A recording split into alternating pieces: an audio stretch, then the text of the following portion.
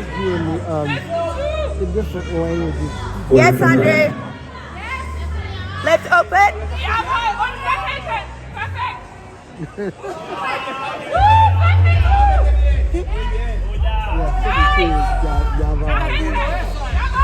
Lift up.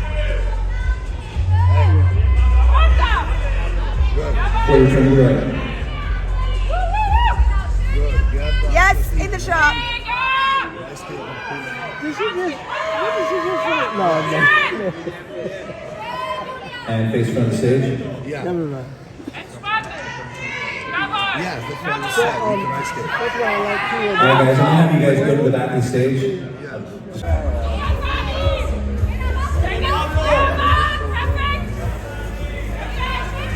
Relax, and let's face the back of the stage. Rear double bicep. Open this up, Andrew. Open it up. Forward. Forward. Forward. Yes. Relax. Back spread.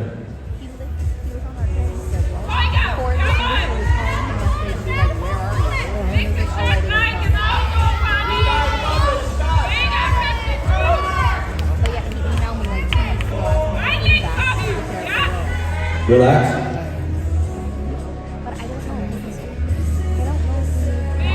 You can face your front again. We'll take a couple more from the front.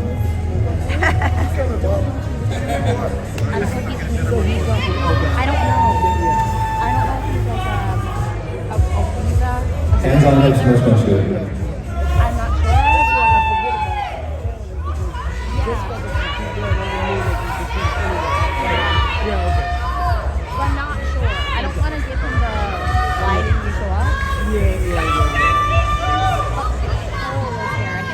Relax.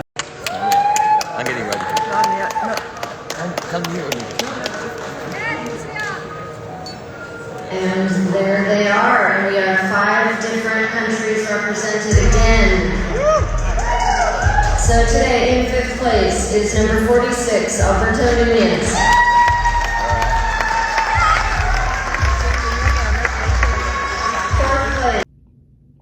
Just like that, it's a wrap.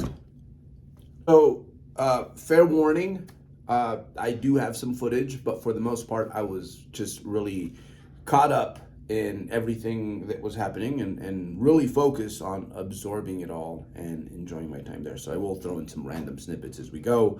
But this is my story. This is the season finale for this chapter. So to bring you guys up to speed on something, this is my 3rd world event, kind of, sort of. So I got my WNBF pro card in 2008. That was basically all I ever really wanted.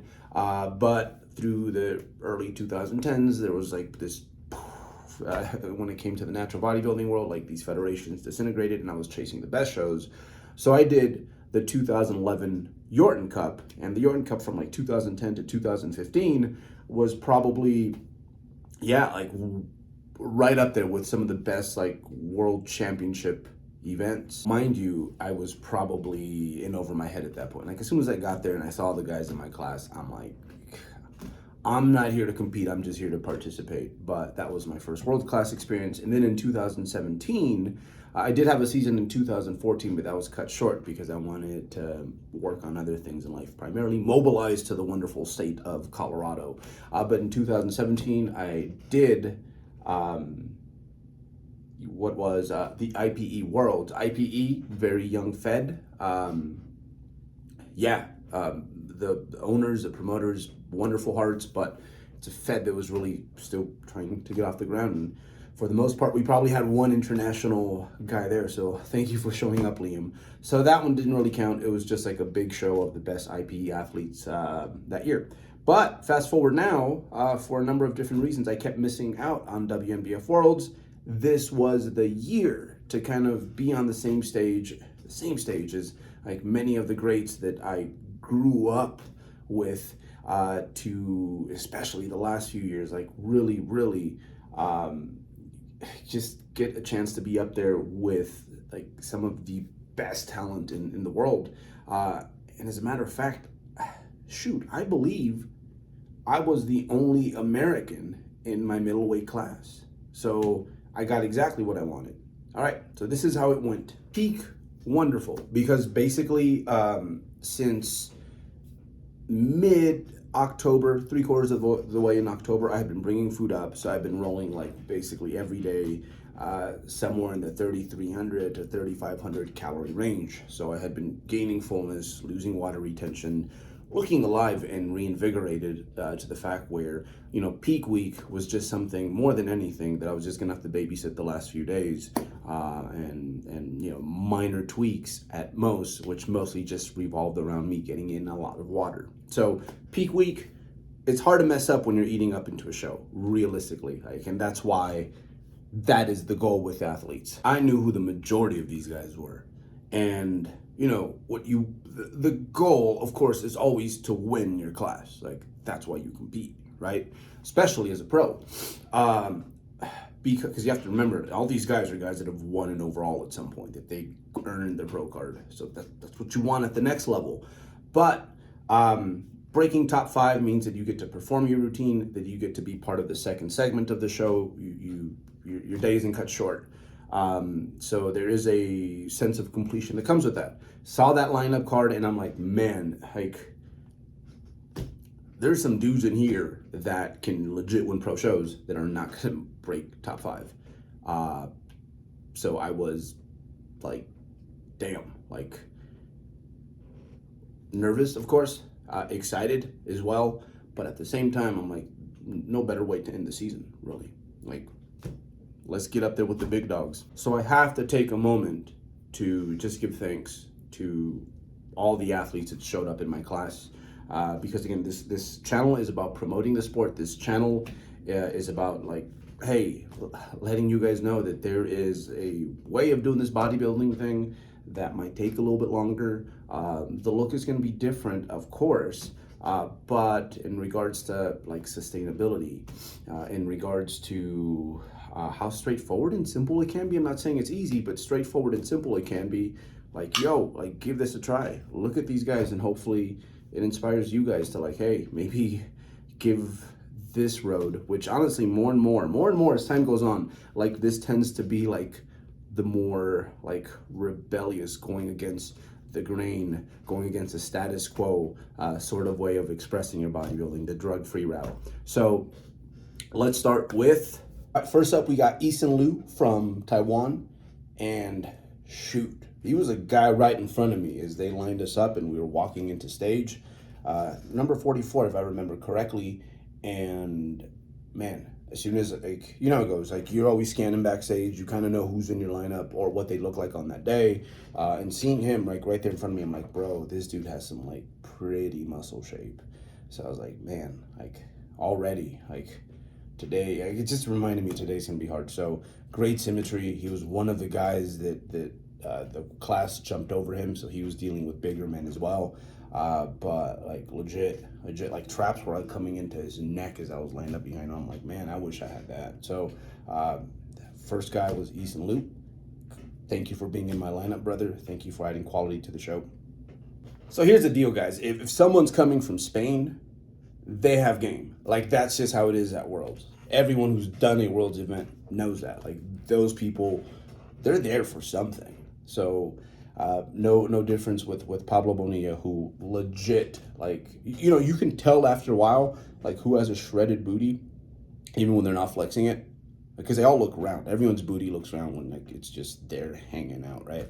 But like, you can tell as soon as he crinkles that thing up, it's gonna do that. So dude was another one of those guys that, again, like, the weight class jumped over him, but great symmetry, great shape, and of course, this is how they do it in Spain. He came in, like, shredded to the max. So, dude, yeah, seriously, Spain just, they bring it.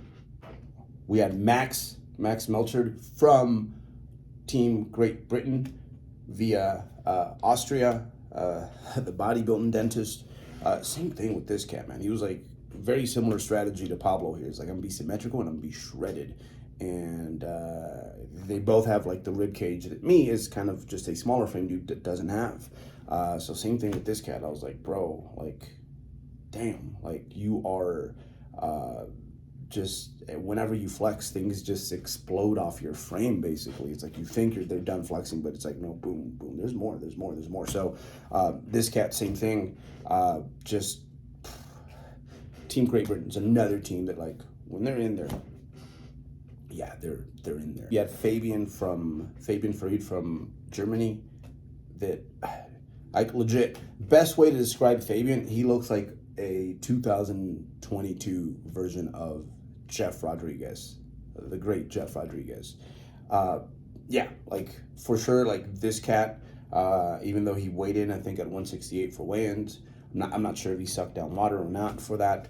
I was like, bro, like, that's the class winner. That's just one of those physiques that, like, when bodybuilders talk about being just unanimous, like in a subjective sport, these are the sort of physiques they talk about. There was literally nothing wrong. Muscularity, he had a little something there. Symmetry, absolutely. Conditioning, yeah. So I legit thought the winner of the show was going to come from my class, and many would argue that because this dude was just full-on Terminator mode. Then we had Kerwin Clarke, who I didn't know too much about. He had just gotten his pro card, I believe, this year, been bodybuilding for a while, and I'd say when it comes to, like, muscle belly, roundness, and shape, he had the best in the class. Like, this dude was, like, legitimately, when you think of the nightmares that the middleweight class brings, it's dudes like this guy. So he did everything really well. Had very good muscularity, some of the best symmetry, like, in the whole show. Was, like, lean, but, like, legit. It's like still the thing that, like, just you couldn't stop looking at. It's the fact that his, like, muscle bellies, like, took the scenic route from the origin to the insertion. So this guy was just brilliant to have there. Kerwin Clarke was representing Guyana. So again, another international athlete up there. So man, this talk about international feel, right? You literally felt like you're going up there against the best in the world. And hey, the president of the WNBF UK was out there too. Andrew Chappell, who, man, like, people will sometimes bring up the fact as to, like, why there should be classic in natural bodybuilding. It's like, no, hold up. Like, max out natural bodybuilders, we look classic. Like, the natural side of bodybuilding never, I guess you could say, like, messed up the open class. Well, we have to go back and, like, hey, let's do that and let's talk about quality for a minute rather than just quantity. Like, this is the epitome of, like, the classic look, right? So yeah, with him, like, he has, like, that textbook rib cage that, like, all bodybuilders want. He knows how to milk it when it comes to his posing. I think what makes him, like, so deadly is that he doesn't have a flaw, really. Like, there's absolutely nothing wrong with him. So those are the guys where, again, like, they're just standing and you're like, okay, this is, like, hella impressive, but nothing is, like, screaming at me. But you have to remember the pro division is, like, not about what you have anymore. It's about what you're lacking. Judges are just looking for something wrong to, like, mark you down. And you just can't mark this guy down. He does everything so well. So yeah, like, thus he ended up getting second place to the freaking Terminator. We had Finbarr Murphy from Ireland, Ireland's first drug-free pro bodybuilder. Just one of those dudes that's kind of, like, over-muscled, like, in a blue bell cattle sort of way. One of those guys who, honestly, I think throughout this whole season, like, should have been placed a little bit higher, from my opinion, from what I've seen, right? Like, when it comes to many of the shows. But same thing, I was like, I saw him, and I'm like, man, maybe this is the show. This is the show where, like, boom, he skips over a few steps and gets that placing he's been looking for. But yeah, just, again, one of those guys, so complete, so big, so muscular, so dense. All those things that, like, I'm trying to get me a little bit more of that, because that is my biggest flaw, like, right now. We had Julian Stickler from the Swiss team. He's like a taller, longer dude. So you know what happens? Like, when you have a taller, longer guy, but he's got some full muscle bellies, yeah, instead of having, I don't know, like chicken McNugget, like biceps like me, like in his case, it's like they really stretch all the way down. So legit, every pose with him that really showcase symmetry, like the front relax, the front lat spread, the front double bicep, the back spreads, like all that, like it was just like, whoa, like you're out to here and everyone else is kind of like here. So so yeah, like if you are like a longer bodybuilder, like this is a guy to like look at and be like, okay, that's inspiring, because he's definitely making that work. Made it work. He got 3rd place at this show. And again, it was just the fact that, man, like those symmetry poses, like he was catching bugs in his lats. Last but not least, the heaviest guy in this class, and arguably the most muscular man in this class, last year's champion, Miguel Iniesta, from Spain as well. And this is one of those dudes that like legit, like when, you know, like the backstage room when people are posing, like, you know, you spend weeks and weeks, months and months, like always kind of being the dude in the gym that you're like, man, I am like standing out over here, right? And like you go to do a show and you're like, bro, like this is like a reunion of all like the gym freaks, like in this case around the world, but this dude like stands out extra, like there's something wrong with that guy sort of look. So compact, so dense, one of those guys that like legit, it's like you just can't look at too much while you're trying to get like your pump up on, because bro, like just mounds and mounds of muscle. This is his 2nd Worlds only, so by the time it's all said and done, this dude will have a few titles under his belt, like, and not just in his weight class, but like the whole damn thing. And this is how the placings went. These are the top 5. And look, I'm satisfied because that was the most stacked lineup I've ever been in, and I found a moderate to high level of success. So I was somewhere like in the middle. So it's to the point now where, if anything, what this season's made me realize is that I am at a stage in my career where I need to take this physique out more often. So the way it's going to go is every other year, like I'm going to compete. Just makes the most sense. I had a shit ton of fun this year, and not only that, but I've gotten it to the point where, okay, yeah, it is invasive to my life, absolutely, but the amount of time spent there, like every time it grows less and less. So, you know, I could say that this year there was probably 6 rough weeks throughout the whole process where like I felt the way I'd say most people feel when they're prepping. Yeah, so not a bad deal, and I think next time we do this, it'll probably be 4, and you know, eventually I'll get to the point where it's like, okay, you know, most of it is just like fun, and you know, like you have to reallocate your time a little bit, but generally speaking, yeah, it just isn't as much of a bother, not as much of a suck when it comes to like your energy, right? And again, like it only takes so much away when it comes to other things in life. So yeah, we'll get into what I'm gonna do post-show. Come the next video, that will be the final chapter, because it is true. It's not until you, like, a prep isn't done until you have, like, done the exit portion correctly. I think anyone who's prepped will tell you that. So, so we'll go over that plan, but more than anything, look, I wish I would have gotten more footage for you guys. As time goes on, I will be sharing more footage of the show as it makes its way out there. But yeah, you know, I wanted you guys to hear it from me, because, you know, you guys will eventually see the pictures, especially if you're a natural bodybuilding freak, get to, you know, see what the pro stuff that's put out there in regards to pictures, videos, all that. But, you know, you don't get to hear too much about like what these athletes are thinking going through like up here. It's just a shame too, because I think there's a lot that you can learn from the vets, but I understand it's not everyone's style. Like, look, it doesn't come easy to me. Like, I'd much rather just chill and like be that selfish bodybuilder, but I owe it to the community. I owe it to the sport, because a good reason that my life is honestly the way I want it to be, like I couldn't have dreamt up of a better life, is because of natural bodybuilding. So I feel like if I put this out there, it's gonna help you guys get yours when it comes to, you know, your bodybuilding. So yeah, this is guess we're signing off when it comes to the prep portion. We'll go over my exit route and future plans in regards to like what I plan to do on this YouTube channel going forward.